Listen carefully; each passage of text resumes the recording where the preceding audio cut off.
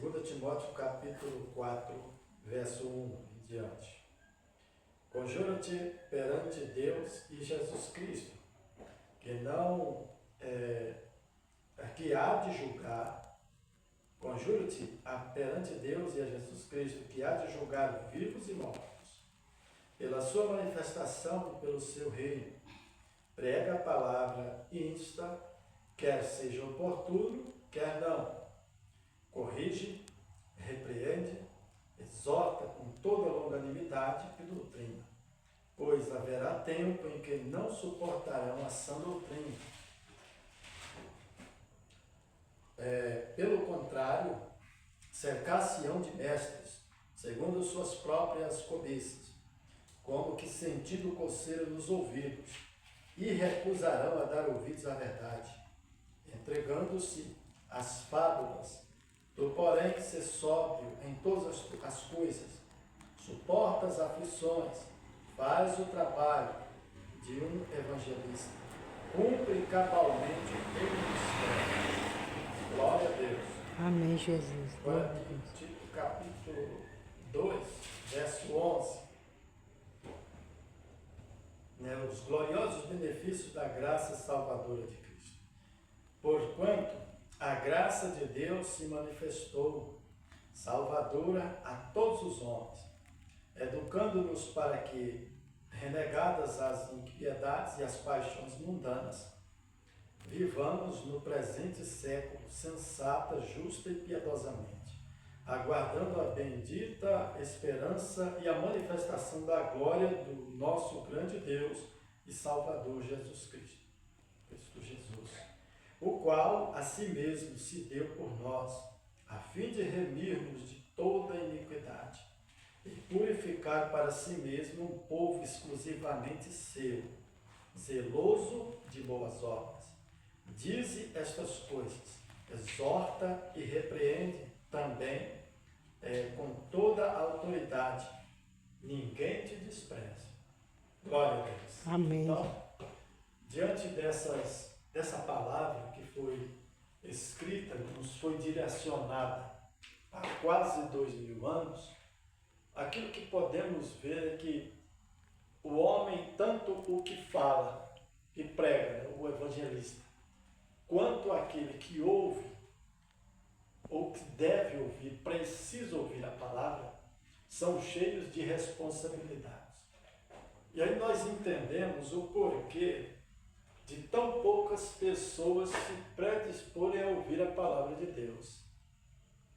E nós vimos aqui em 2 Timóteo 4, a partir do verso 1, lá mais adiante na leitura, ele cita que, ao contrário, os homens não suportarão mais na frente, já no fim dos tempos, vamos dizer assim, é o que retrata.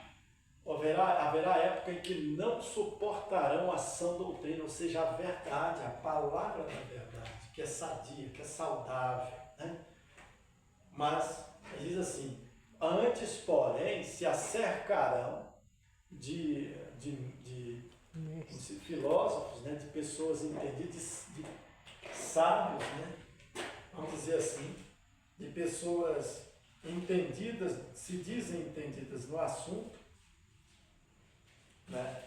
e de mestres, de falsos mestres, que segundo suas próprias cobiças, sabe lá qual interesse, como que sentindo coceiras nos ouvidos, e se recusarão a dar ouvidos à verdade. Então a verdade é muito importante.